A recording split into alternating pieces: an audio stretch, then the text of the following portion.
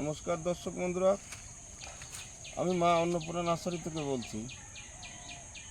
এখনও তো আম পাকার অনেক দেরি। আমাদের দেশে আম পাকা এখনও প্রায় কম করে 1 মাস। আর এখন যে সমস্ত পাকা আম বাজারে পাওয়া যাচ্ছে সব দক্ষিণ ভারতের আম, ওদিকে অনেকটা আগেই পাকে। তবে আম পাকার আগে আসুন কাঁচা আম খেয়ে দেখি। মানে কাঁচা আমও এমন আছে যে পাকা আমের এক স্বাদ, কাঁচা আমের আর এক স্বাদ। আর কাঁচা আম এখন পর্যন্ত অনেকেই জানে না যে কাঁচা আম খাওয়া যায়, কাঁচায় যে আম মিষ্টি থাকে এখনও অনেকেই জানে না। জানতে হলে পরে এই মা অন্নপূর্ণা নার্সারিতে আসবেন। আম পাক এই আম যেমন কাঁচায় পাকা, আবার পাকলেও মিষ্টি।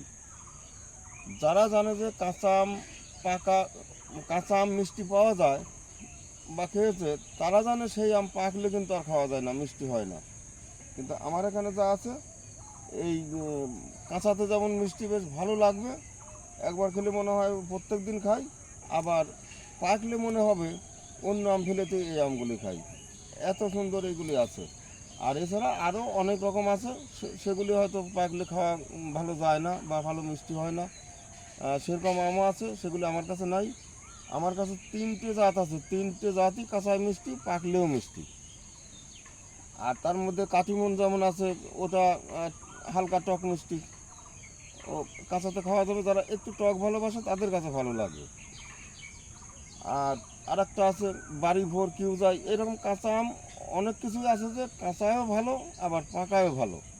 যাদের কাঁচা আম খাওয়ার অভ্যাস তারা অবশ্যই এই গাছ 1 পিস লাগাবেন। এটা আমাদের দেশি কাঁচায় মিষ্টি, পাকায়ও মিষ্টি।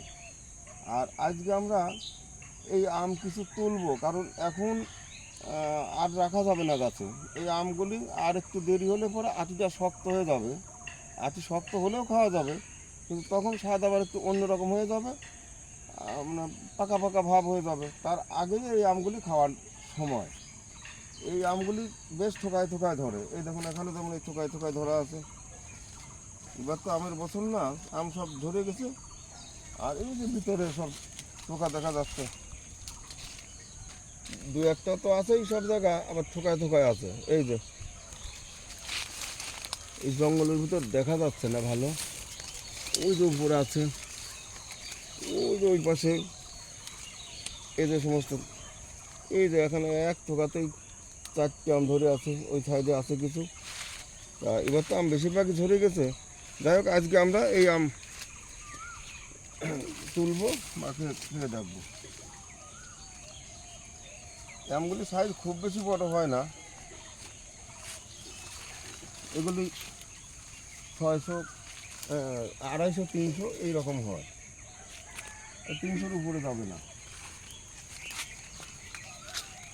চালাবে তো। হয়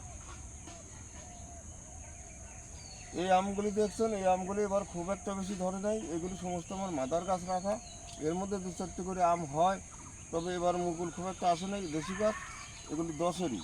এই আমাদের দেশি সমস্ত আম প্রায় শেষ হওয়ার পরে, ফজলিও শেষ হওয়ার পরে এই 10-এরই আর চৌসা পাকে।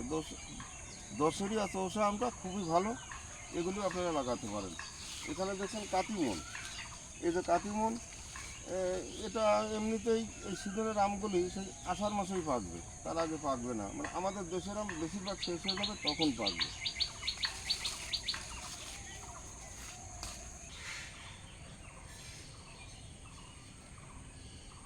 এইগুলি দেখছেন, এটা আর এক গাছের কাঁচায় মিষ্টি, এটাও পাকলে মিষ্টি।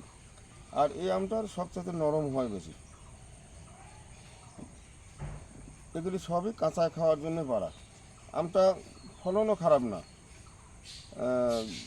যাই হোক, যদি ভিডিওটা দেখে ভালো লাগে বা সামনের দিনে আরও কিছু মা অন্নপূর্ণা নার্সারিতে কী আছে না আছে জানার আগ্রহ থাকে, তাহলে ভিডিওটা অবশ্যই সাবস্ক্রাইব, যারা নতুন তারা সাবস্ক্রাইব করবেন।